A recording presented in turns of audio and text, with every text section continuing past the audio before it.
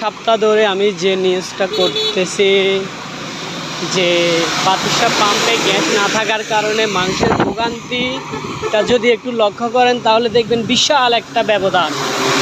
প্রায় আপনার 1.5 থেকে 2 কিলো পর্যন্ত রাস্তাটা ব্লক হয়ে আছে একমাত্র গাড়িগুলোর কারণে। এই যে দেখেন এখানে আছে প্রায় 7-8টা। এই যে এখন যদি আপনার এই সিরিয়ালটা আমি আপনাদেরকে দেখাই একটু ভালো করে, এই যে দেখেন একটা লোক সাইকেল সব বায়াদি আপনার নিয়ে চলে আসছে। দেখেন সিরিয়ালের কি অবস্থা, দেখেন দেখেন কি অবস্থা।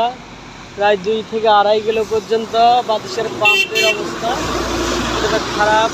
আজকে 2 দিন ইউজ করার পরও তেমন কোনো সংশোধন হচ্ছে না, কোনো অবস্থাতে পরিবর্তন হচ্ছে না। আমাদের বাতিশা এলাকার পাম্পগুলোতে মানুষ খুব কষ্ট পাচ্ছে, ভোগান্তি পাচ্ছে। এই যে দেখেন প্রায় 2 থেকে 2.5 কিলো, এদিক থেকে 2 কিলো, ওই দিক থেকে 2 কিলো। দেখেন অবস্থাটা দেখেন।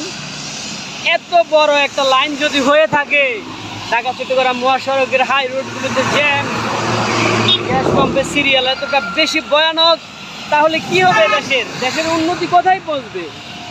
24-এর স্বাধীনতা কেন ছাত্ররা এনল? এই যে দেখেন কি একটা কষ্ট। এই যে ড্রাইভাররা দেখেন বৃষ্টি হচ্ছে, এই বৃষ্টির মধ্যেও ড্রাইভাররা গাড়ির ভিতরে বসে আছে। দেখেন এই যে দেখেন অনেকে ঘুমাচ্ছে। কাল রাতে আমি অনেকগুলো ভিডিও দিছিলাম। আল্লাহ অবস্থাটা দেখেন।